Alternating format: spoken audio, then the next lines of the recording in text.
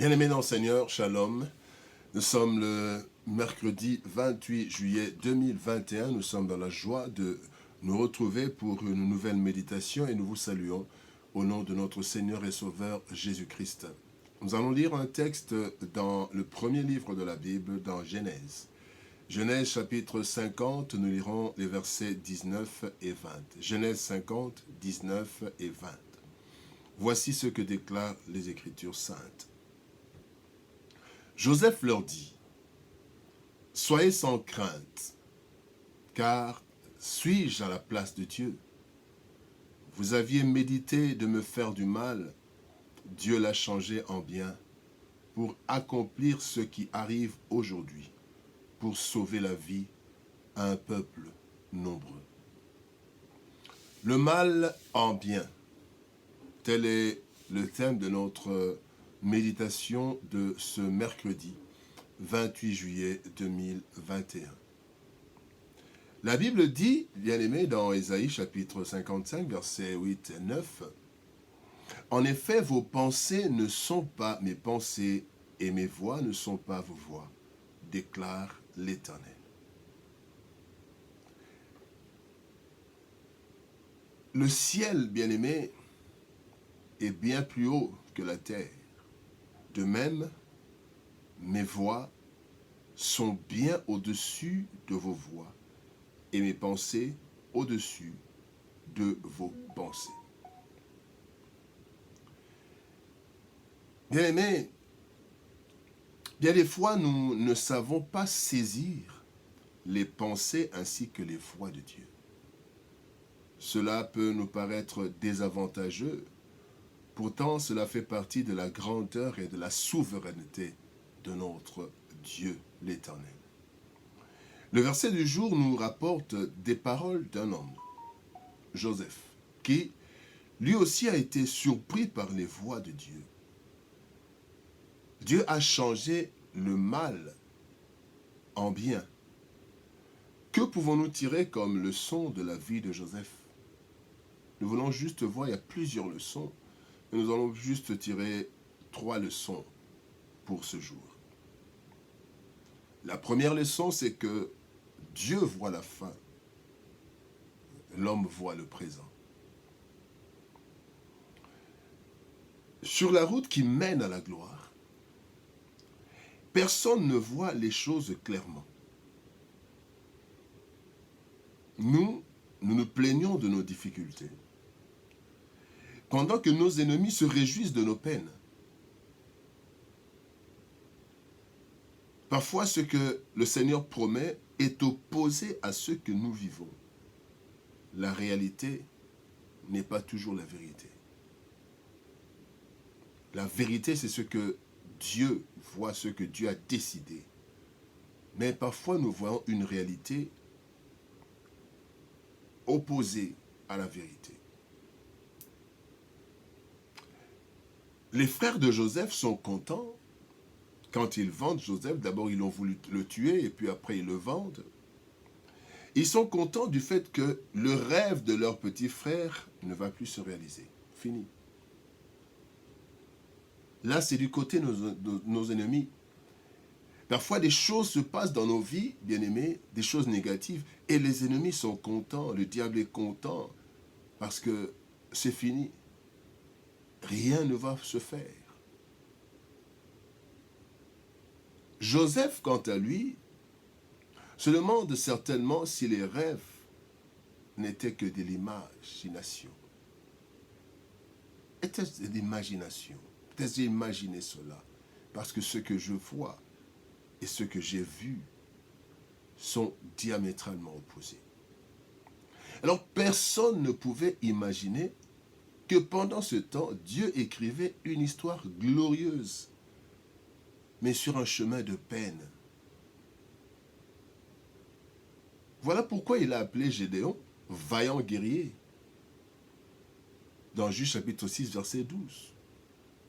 L'ange de l'Éternel lui apparut et lui dit, « L'Éternel est avec toi, vaillant héros. » Dieu voyait la fin. Et là, Gédéon a pratiquement contredit Dieu, dit non, vaillant héros. qu'est-ce qu'il y a d'héros en moi?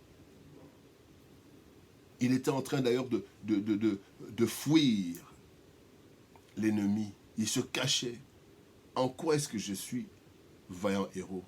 Mais la suite nous montre que Gédéon était réellement un vaillant héros. Parce qu'il a su remporter la victoire et délivrer Israël. Dieu voit la fin,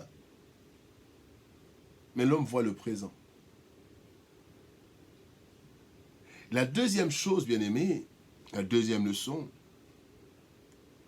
c'est que Dieu utilise ce qu'il veut pour parvenir à ses fins. Il est souverain. La Bible dit dans Romains chapitre 8, verset 28, « Toutes choses concourent au bien de ceux qui aiment Dieu. » Et dans une autre version de la Bible d'études second, 1921, la Bible dit, « Nous savons que tout contribue au bien de ceux qui aiment Dieu. » Dieu fait contribuer toutes choses à notre bien. Même ce que nous voyons mal, nous trouvons mal à nos yeux. Et c'était le cas de Joseph. Le Seigneur fait parfois, bien-aimés, des choix incompréhensibles pour nous faire parvenir à destination.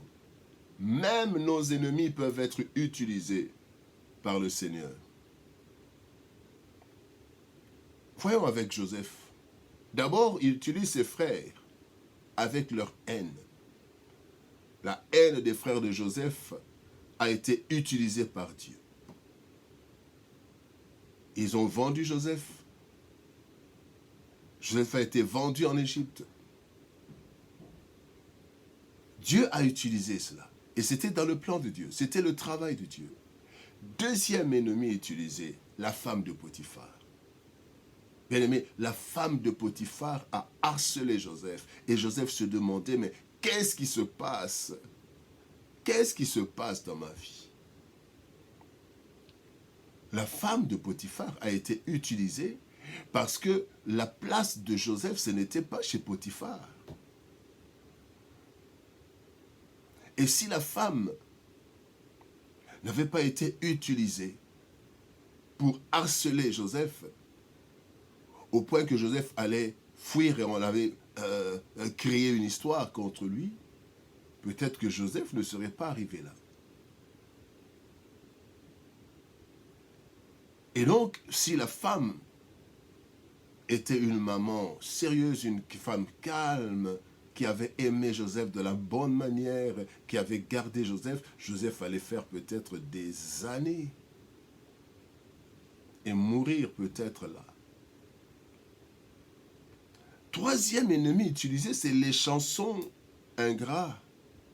Les chansons du roi étaient ingrats et son ingratitude était aussi dans la main du Seigneur, parce qu'il fallait que les chansons oublient Joseph. S'il n'avait pas oublié, Joseph allait peut-être sortir de prison bien avant et fuir pour éviter la femme de Potiphar, que la femme de Potiphar vienne encore l'harceler. Il pouvait fuir et finalement n'allait jamais rencontrer le Pharaon. Nos ennemis bien-aimés, nos obstacles et les diverses circonstances difficiles sont parfois nos meilleurs alliés insoupçonnés qui nous conduisent à bon port. Dieu utilise ce qu'il veut pour parvenir à ses fins.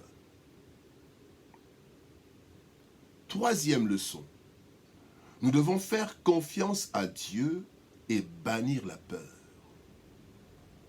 La Bible nous dit, bien-aimé, dans le psaume 37, verset 5, « Recommande ton sort à l'Éternel, mets en lui ta confiance et il agira. » Souvent, il nous faut fermer les yeux et juste donner notre main au maître de la moisson, créateur de toutes choses. La Bible nous dit que nous vivons par la foi et non par la vue. Pierre a marché sur les eaux tel qu'il l'avait demandé à Dieu. Mais voilà ce qui est écrit dans Matthieu chapitre 14, verset 30. Mais voyant que le vent était fort, il eut peur, Pierre. Il eut peur.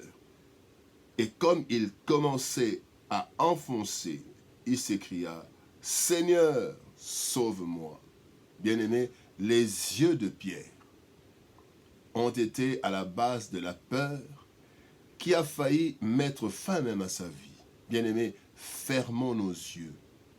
Faisons confiance à Dieu. Faisons-lui confiance, bien-aimé.